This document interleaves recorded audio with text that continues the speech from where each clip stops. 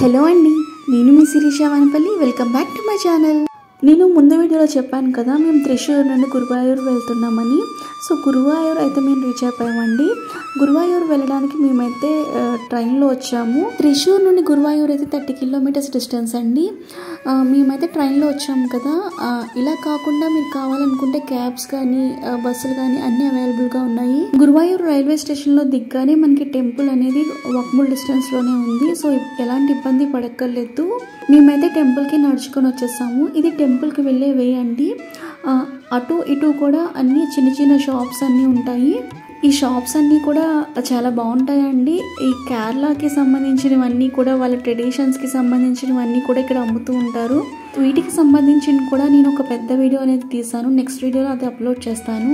ఇది గురువాయూర్ టెంపుల్కి ఎంట్రన్స్ అని చెప్పాను కదా, అక్కడ చిన్నగా కనిపిస్తుంది కదా, అదేనండి గురువాయూరప్ప టెంపుల్. టెంపుల్కి ఎంటర్ అవుతున్నప్పుడే మనకి క్లాక్ రూమ్ అనేది కనిపిస్తుందండి.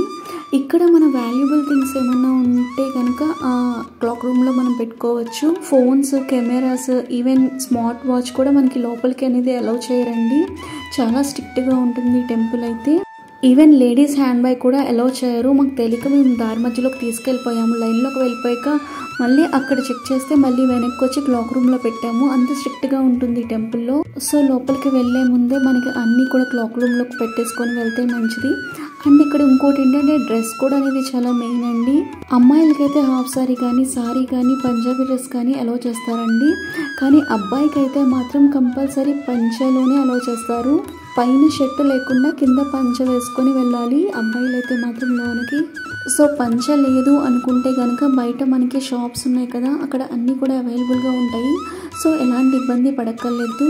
ఇదేనండి గురువాయూర్ మెయిన్ టెంపుల్. ఇక్కడ కనిపిస్తుంది కదా, ఇలానే ఉంటుంది. లోపలికైతే కెమెరా అలౌ చేయరు.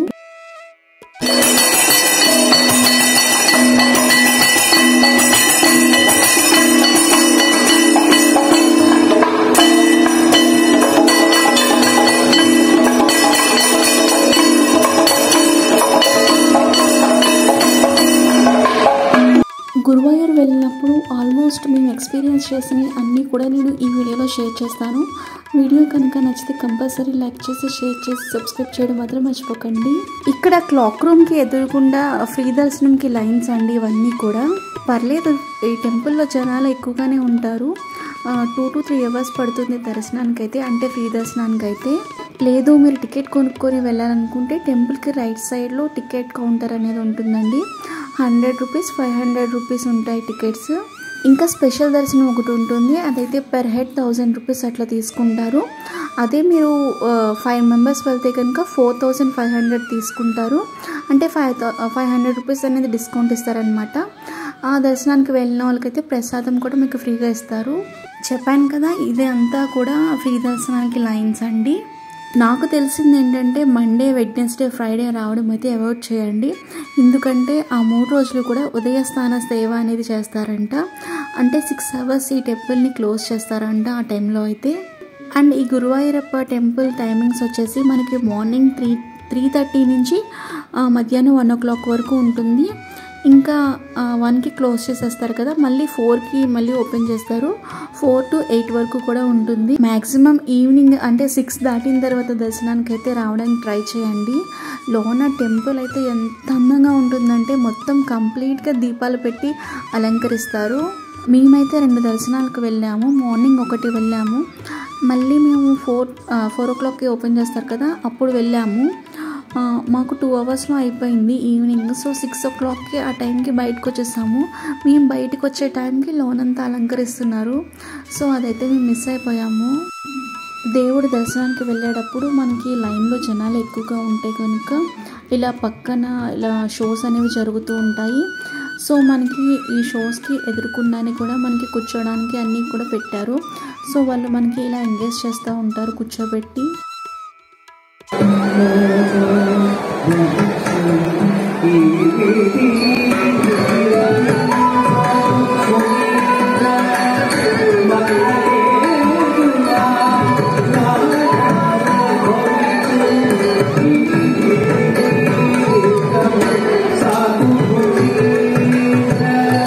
ఈ టెంపుల్కి లెఫ్ట్ సైడ్ అన్నదానం హాల్ ఉందండి. సో అక్కడ అన్నదానంలో మనం ఫుడ్ తినచ్చు, బాగానే ఉంది ఫుడ్ అయితే. మేమైతే అక్కడే తిన్నాము.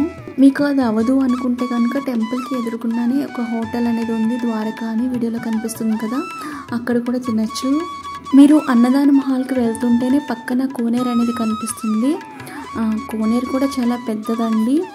అందరికీ స్నానం చేయడానికి అలౌ చేయరు, కానీ స్వామిలు ఉంటారు కదా, అలాంటి వాళ్ళకైతే ఇలా స్నానాలు చేయడానికి అనేది అలౌ చేస్తారు. ఇక్కడ కృష్ణుడు చాలా అంటే చాలా అందంగా ఉంటాడండి. ఇంకా చెప్పలేము, అంత అందంగా ఉంటాడు. ఇక్కడ కృష్ణుడిని కన్నన్, ఉన్ని కృష్ణన్, బాలకృష్ణన్, గురువారప్పన్ ఇలా చాలా రకాలుగా పిలుస్తూ ఉంటారు. అండ్ ఈ టెంపుల్లో ఇంకోటి ఏంటంటే కృష్ణుడిని మొత్తం గంధంతో అలంకరిస్తారు. కృష్ణుడు కూడా 4 చేతులతో చాలా అందంగా ఉంటాడు. ఇంకా ప్రతిరోజు ఈ టెంపుల్లో కృష్ణుడిని అయితే 4 రకాలుగా అయితే రెడీ చేస్తారు. మార్నింగ్ అయితే నిర్మల రూప, ఆఫ్టర్నూన్ అయితే యుక్త వయసులో ఉన్నట్టు రెడీ చేస్తారు. ఇంకా ఈవినింగ్ వచ్చేసి పసిబాలులా రెడీ చేస్తారు. ఇంకా నైట్ టైం వచ్చేసి వటపత్ర సాయిలా రెడీ చేస్తారు. ఈ టెంపుల్లో శ్రీకృష్ణుడి విగ్రహానికి చాలా హిస్టరీ ఉందండి. 5000 years బ్యాక్ విగ్రహం అనమాట. ఇది చాలా రేర్గా దొరికే పాతాళ శిల అనే స్టోన్తో చేశారు ఈ విగ్రహాన్ని. ఇలాంటి స్టోన్తో చేసిన విగ్రహం ఇంకెక్కడా లేదు, ఓన్లీ ఈ టెంపుల్లోనే ఉందంట. శ్రీకృష్ణుడి స్వర్గారోహణ టైంలో తన భక్తుడైన ఉద్ధవుడిని పిలిచి ఈ విగ్రహం కోసం చెప్పాడనమాట. ద్వారకా మొత్తం సముద్రంలో మునిగిపోతుంది, అప్పుడు ఈ విగ్రహం వాటర్లో తేలుతూ ఉంటుంది. అప్పుడు నువ్వు ఈ విగ్రహాన్ని తీసుకొని వెళ్ళి గృహస్పతికి ఇమ్మని చెప్పి ఉద్ధవుడికి శ్రీకృష్ణుడు చెప్పాడు. గృహస్పతి ఈ విగ్రహాన్ని తీసుకొని వాయుదేవుని సహాయంతో కేరళ తీరానికి వస్తే అక్కడ శివుని ఆజ్ఞ ప్రకారం ఇక్కడ ఈ ప్లేస్లో ఈ విగ్రహాన్ని పెట్టి అప్పటి నుంచి ఇలా పూజలు చేస్తున్నారనమాట. ఈ ప్లేస్కి గురువాయూర్ పేరు ఎందుకు వచ్చింది అంటే ఇక్కడ మూల విరాట్ ఎవరంటే గురువు ఇంకా వాయువు, కాబట్టి వీళ్ళిద్దరు పేర్లు కలిసి వచ్చేలాగా గురువాయూర్ అని పేరు పెట్టారనమాట. ఇక్కడ ఈ బొమ్మలు అన్నీ కనిపిస్తున్నాయి కదా, పెయింటింగ్స్ లాగా. ఈ టెంపుల్కి చుట్టూ కూడా ఇవి ఉంటాయండి. మెయిన్ డోర్ దగ్గర నుంచి మొత్తం రౌండ్ తిరిగేంత వరకు ఈ బొమ్మలు అనేవి ఇక్కడ ఉంటాయి. ఇక్కడ మీరు వీడియోలో చూడొచ్చు, ఇండియన్సే కాదు చాలా వరకు ఫారినర్స్ కూడా ఎక్కువ మందే ఉన్నారు. మీకు ఒక విషయం చెప్పిన, ఈ కేరళ ట్రిప్లో నాకు అయితే ఒకటైతే బాగా నచ్చిందండి. అదేంటంటే మనలాగా మినరల్ వాటర్, బిస్లరీ వాటర్ ఆ బాటిల్స్ అనేవి చాలా రేర్గా దొరుకుతున్నాయి. అలాగే కూల్ డ్రింక్స్ కూడా చాలా రేర్గా దొరుకుతున్నాయి. ఇక్కడ ఏంటంటే మొత్తం కూడా హాట్ వాటర్ ఇస్తారు. ఆ హాట్ వాటర్లో ఏవో మూలికలు కలిపి ఇస్తున్నారనమాట. ఈవెన్ ఈ టెంపుల్లో కూడా మేము లైన్లో నించున్నప్పుడు ఈ వాటర్ అనేవి మాకు అలా సప్లై చేశారనమాట. ఈ వాటర్ కొంచెం రెడ్డిష్గా సుగంధి టేస్ట్తో ఉంటాయన్నమాట. ఈ టెంపుల్కి రైట్ సైడ్లో వెనకాల ఏనుగులు కూడా చాలా ఎక్కువగా ఉంటాయండి. అంటే దేవుడిని ఊరేగిస్తారు కదా, ఆ ఏనుగులన్నీ కూడా వెనకాల ఉంటాయి. ఈ గురువాయూర్ టెంపుల్లో ఇంకోటి స్పెషల్ ఏంటంటే ఇక్కడ పెళ్ళిళ్ళు చాలా ఎక్కువగా జరుగుతాయంట. జస్ట్ 5 minutesలో అయిపోతుందంట, ఎక్కువ టైం పట్టదంట ఈ టెంపుల్లో పెళ్ళి జరగడానికి. చాలా దూరం నుంచి కూడా వచ్చి ఇక్కడ పెళ్ళిళ్ళు చేసుకుంటారంట. ఇంకోటి రిజిస్ట్రేషన్ కూడా అదే ఏ రోజైతే పెళ్లి జరుగుతుందో ఆ రోజే రిజిస్ట్రేషన్ కూడా అయిపోతుందంట. అండ్ మెయిన్గా చెప్పాలి అంటే ఈ టెంపుల్లో పెళ్లి చేసుకున్న వాళ్ళకి కృష్ణుడు లాంటి అందమైన కొడుకు పుడతారని ఇక్కడ ఉన్న వాళ్ళకి నమ్మకం అంట. మెయిన్గా ముందు చెప్పడం ఒకటి మర్చిపోయాను, మెయిన్గా సంతానం లేని వాళ్ళకి ఇక్కడికి వచ్చి ప్రే చేస్తే కనుక ఖచ్చితంగా పిల్లలు పుడతారని ఇక్కడ వాళ్ళకి చాలా నమ్మకం.